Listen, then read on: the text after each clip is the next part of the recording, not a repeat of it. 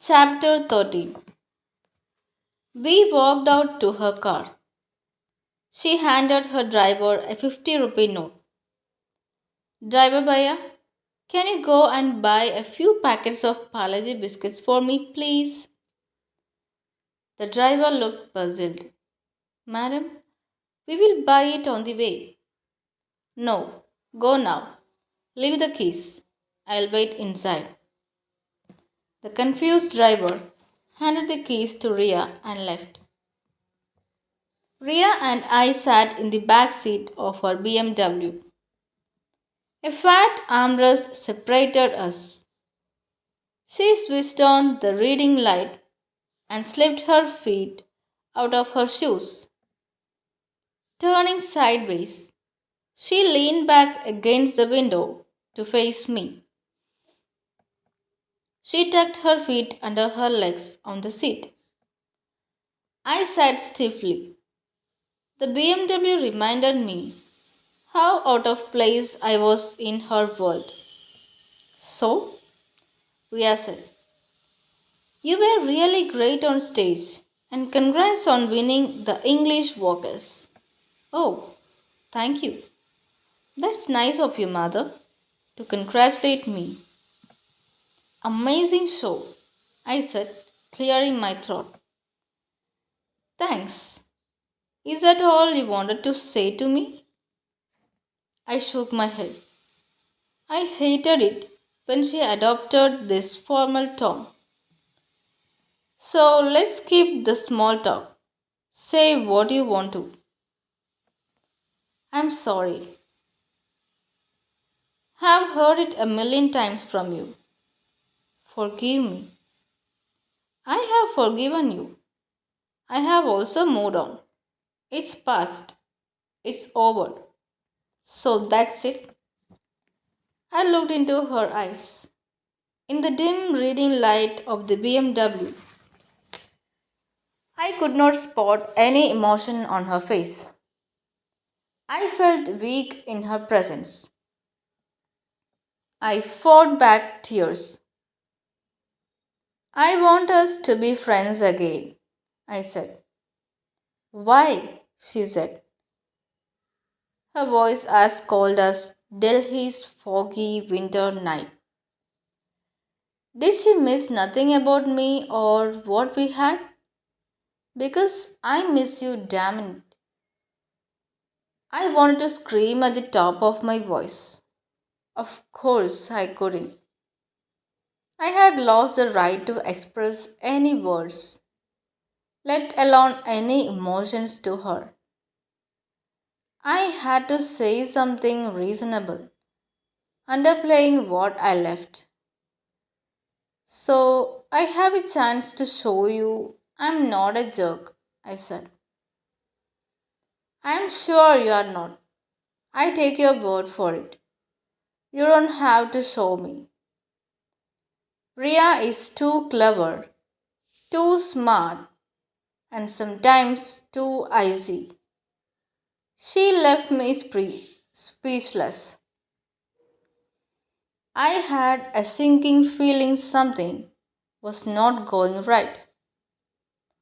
However, she touched my hand on the armrest. Her soft fingers pressed into my wrist, as if checking my pulse. Listen, mother, she said. I'm sorry I'm being this way, cold and aloof. Her warm touch melted my resolve to keep my composure. I loved her touch, but I wished she would remove her fingers. I didn't know if I could hold back my tears anymore. Please, I said. It sounded needy. I hated myself for saying it. Mother, I'm not angry with you anymore. It is anyway not possible for us to be friends again. I'm leaving. What? I'm leaving college. What? Like quitting? She nodded. I'm dropping out. You are in the second year. You won't finish your degree? Never cared much for formal education. I looked at her shocked. Of course, I can say that because my dad's rich. It's okay if you think that I'm a quitter. No, I didn't think that. All I'm thinking is why? She shrugged. You're dropping out of St. Stephen's? There must be a reason. Our eyes met. Maybe it was my imagination, but for a moment I felt the same connection to her as I had in the past. I don't think you want to know. I do, I said. Of course I do. You will judge me. Have I ever? She kept quiet. Ria, have I ever judged you? You judged me and threw me out of your life. Madhav, please, let's not go there. Yeah, fine. Anyway, are you still thinking about quitting or is it final? Pretty final. Why? She took a deep breath, opened the glove box. What? She pointed to the storage box below the dashboard. Puzzled, I reached over and opened it. It had three red cardboard boxes inside. Take one, she said. I picked up a box and sat back on my seat. The velvet lined red box had golden leaves embossed on it. Open it. I switched on the reading light on my side of the car. I lifted the red gold lid of the box. Inside, I found a red envelope on top of a silk pouch. The card and the pouch had R and R on it. What? I said. She gestured with her eyes that I look further. I held the envelope in one hand and the pouch in the other. The pouch contained pieces of chocolate wrapped in silver paper. I put the pouch aside and opened the card. I read a couple of lines. My head swam. What? I turned to Ria. I told you you don't want to know. I composed myself and summoned the resolve to read the full card. It went like this: Sri Vishnu Somani and Srimati Kaladevi Somani humbly invite you to the wedding of their granddaughter, Sobriya Somani, daughter of Mr. Mahendra Somani and Mrs. Jayanti Somani, with Rohan Chandak, son of late Sri Manoj Chandak and Jamna Bai Chandak, on 25th January 2007 at 8 p.m. at the Taj Palace Hotel, Delhi. Program and RSVP details attached. Request no gifts. I didn't read the other cards in the box, which had details of the other ceremonies. I simply sat there frozen. I clutched the silk pouch like a stress ball and looked straight ahead. It happened so fast, Ria said. I remained quiet. Shock waves ran through me. Numb. I traced the golden embroidery on the pouch. A part of me can't believe it is happening, she said, to fill the awkward silence. You're getting married? I whispered, my tone unusually calm, my gaze still averted. In 2 months. I smirked and turned to her. Wow, Ria, I have never faced such a dodge even on the basketball court. What do you mean? I wanted us to be friends again. But you are leaving college, getting married. That's life, I guess. You are 19. We'll turn 20 after the wedding, later the same year. Have we gone mad, Ria? You have lost the right to talk to me like that, she said. I'm sorry. It's fine, mother. It's my choice. Nobody is forcing me. I want to leave. Why? I never wanted to do this course. I don't want to be near my sexist relatives. You could finish your degree, go abroad later to study. Why marriage? I want adventure, travel, and excitement. Rohan promises all that. Are you sure? Yeah, he's crazy. He keeps me entertained. He is also well settled. What's wrong with marrying him?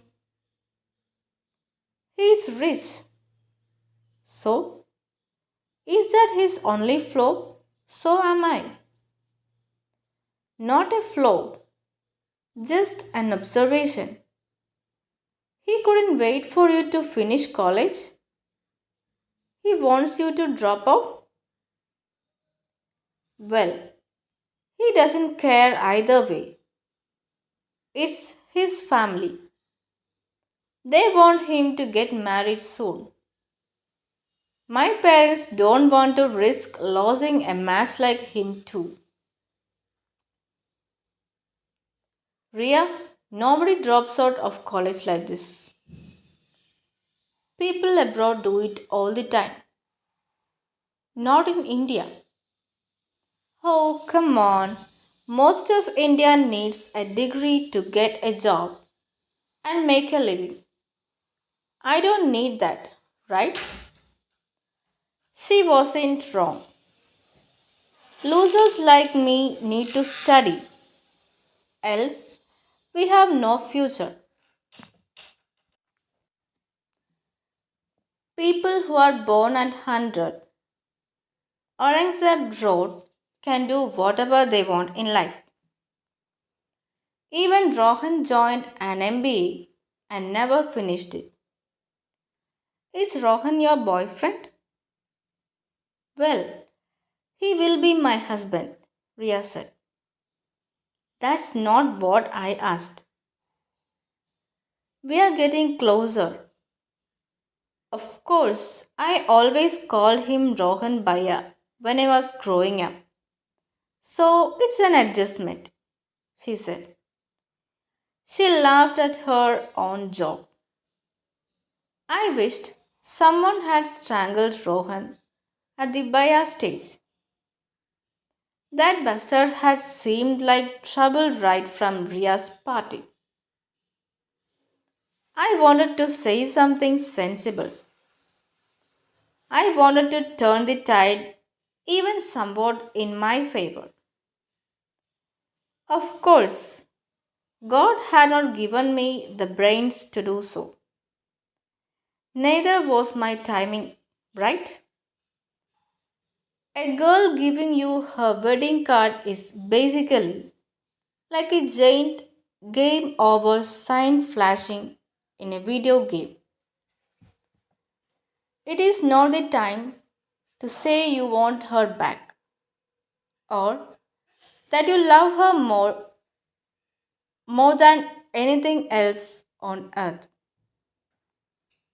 I wondered if I should act supportive. I wondered if I should ask her about the preparations or if she needed any help. I stopped myself. I could not sink that low. The situation reminded me of what my friends used to tell me.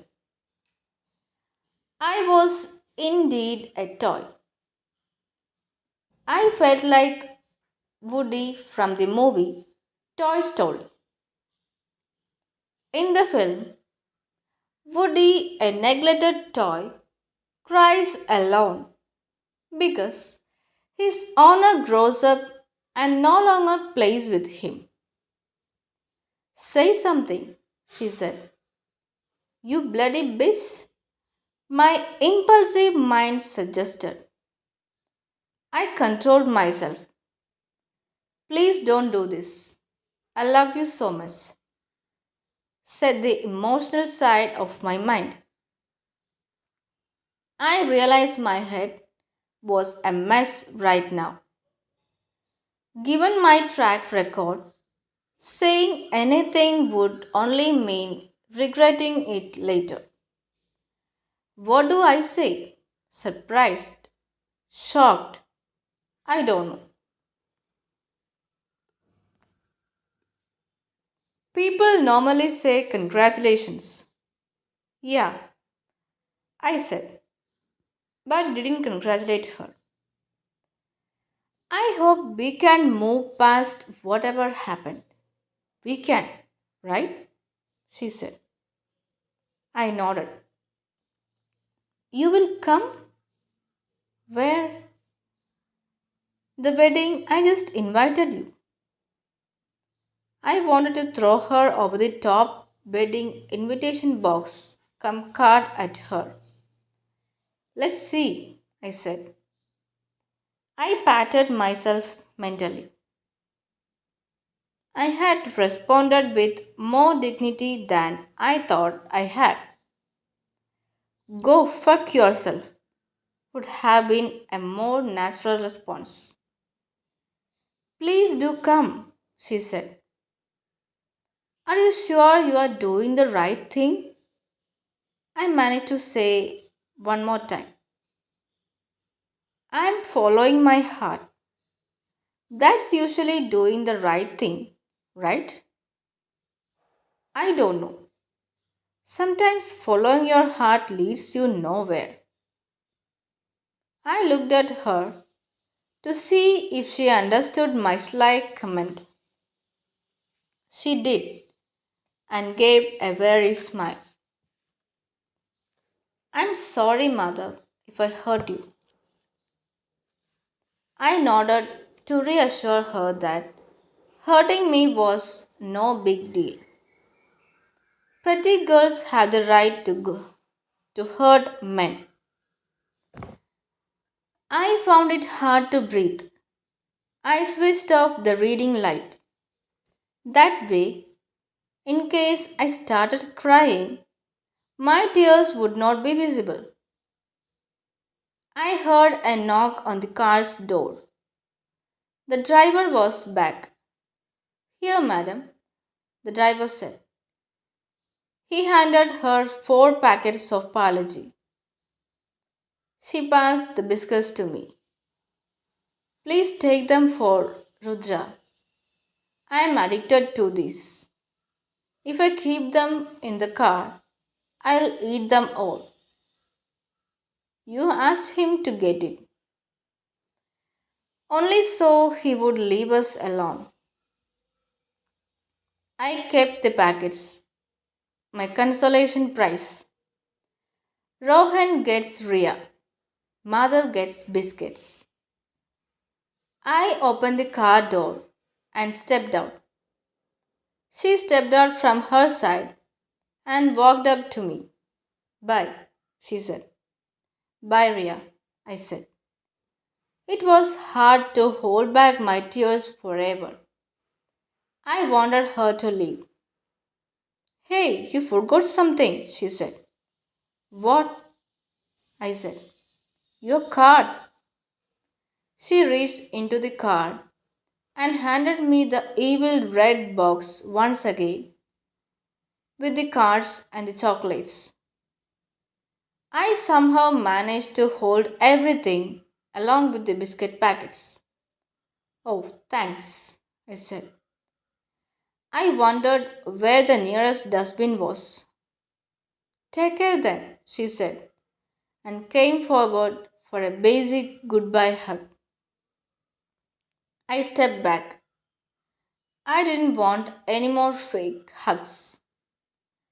She understood my hesitation and withdrew with grace. She smiled at me one last time and slid into her car. The BMW slipped away with its silent elegance, as if nothing had happened. The car took a left turn from Hindu College and was soon out of sight. I sat down on the road. The red box and its contents lay around me, almost like hardened blood. I cried. The desolate campus road meant nobody could see me. I let it all flow out. Months of pain condensed into tears. A car passed by. I probably looked like a Delhi beggar, complete with biscuit packets around me. After a while, I collected everything from the road and stood up. I walked up to the dustbin outside the main gate of the college. I removed the chocolates and biscuits and stuffed them in my pocket. I threw away everything else. Even though I was in pain, I remembered the golden rule. If you live in a hostel, never throw away food.